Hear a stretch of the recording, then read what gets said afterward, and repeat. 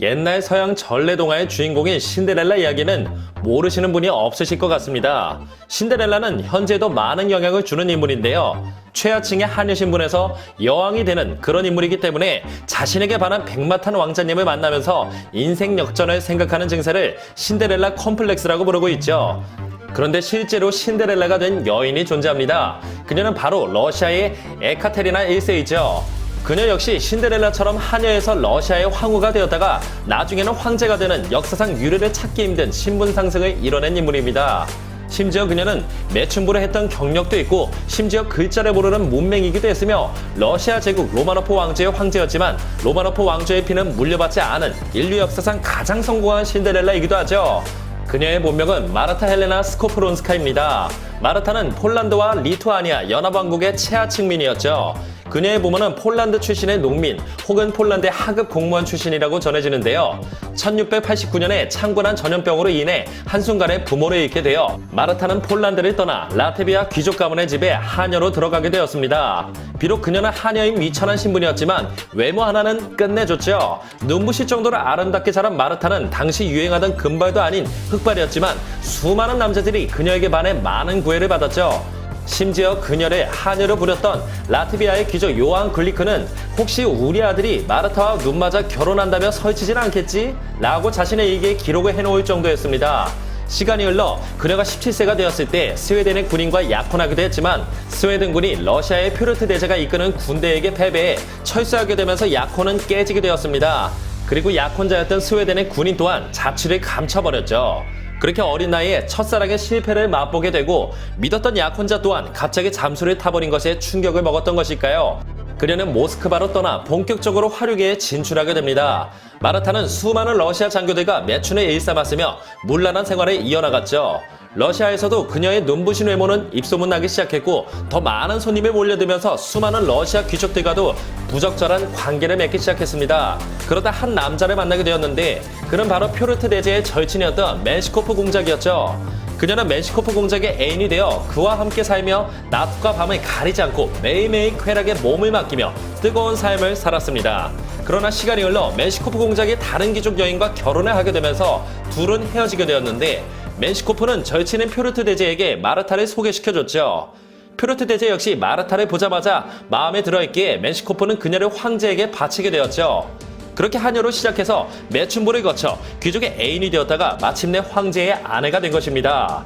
심지어 퓨르트 대제는 현재까지도 러시아에서 가장 유명한 황제이자 명군으로 칭송받는 그런 황제였죠. 당시 퓨르트 대제는 황후였던 에우도키아 로프키나와 사이가 굉장히 좋지 못했습니다. 그러던 어느 날 둘은 대판 싸운 뒤 개빡친 퓨르트 대제는 황후 에우도키아를 폐위시킨 뒤 수도원에 유폐시켜버렸죠. 그리고 나서 마르타를 황후로 보호하게 되었습니다. 그렇게 마르타는 하녀와 매춘부를 거쳐 1712년 러시아의 황후가 되어버렸죠. 또한 마르타라는 이름을 버리고 예카테리나라는 귀티나는 이름을 수여받았습니다.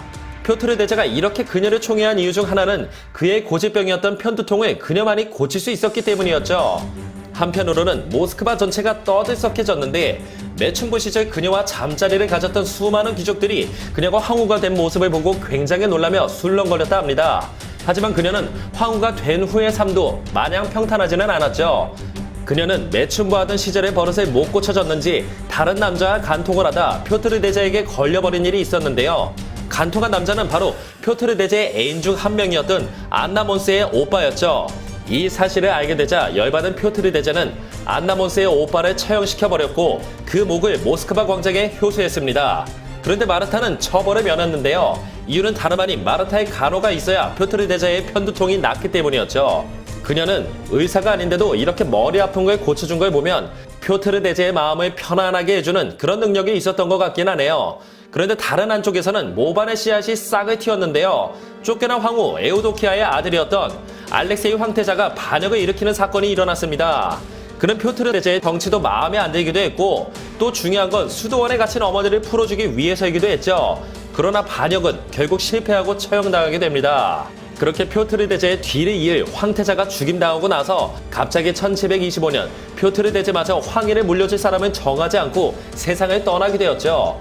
그러면 당연히 황태자의 아들이자 표트르 대제의 손자가 다음 황제로 즉위하는 게 맞지만 이상하게도 귀족들의 추대를 받고 마르타가 여왕제로 즉위하게 됩니다. 예상했다시피 그녀는 귀족들에 의해 꼭두각시 황제로 즉위한 것이었죠. 그렇게 에테칼이나 1세 황제가 된 마르타는 정치에 관심은 1도 없었고 글씨도 읽지 못했기 때문에 문서 같은 것도 다루지를 못했습니다. 그러자 모든 실질적인 업무는 귀족들이 하다 보니 권력 또한 귀족들에게 쏠리게 되었죠. 그녀에게 관심은 오직 남자들과 놀아나는 것이었기 때문에 황제가 된 후부터는 만사 제쳐두고 누구의 제재도 없이 편하게 남자들과 얽히고 설킨 삶을 살게 되었습니다. 그러던 어느 날 황실의 공식 행사가 있던 날이었죠. 그런데 하필 그날 영하 20도가 넘는 맹추위 속에서 행사가 진행되었고 황제로서 황실 행사에 참석했다가 그만 감기에 걸리고 말았습니다. 그런데 그 감기가 나중에 폐렴이 되었고 그렇게 알아눕게 되었죠. 하지만 결국 다시 일어나지 못하고 그녀는 폐렴으로 사망하게 되었습니다. 역사상 유래를 찾기 힘들 정도의 완벽한 신데렐라였던 그녀였지만 후대의 평가는 별로 좋지는 않죠. 황제로서나 황후로서의 역할도 거의 없었고 그저 쾌락만을 쫓은 여자였기 때문입니다. 다만 한 가지 잘한 점은 명군으로 손꼽히는 표트르 대제의 편두통을 고쳐준 것 정도이지요. 예쁜 얼굴 하나로 하녀 신분으로 시작해 매춘부, 귀족의 애인, 황후를 거쳐 결국에는 황제까지 되어 신데렐라 동화를 실제로 실현시킨 예카테리나 1세에 대한 이야기였습니다.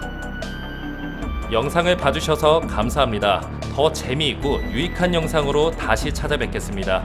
구독과 좋아요 꾹 눌러주시고 댓글도 부탁드려요.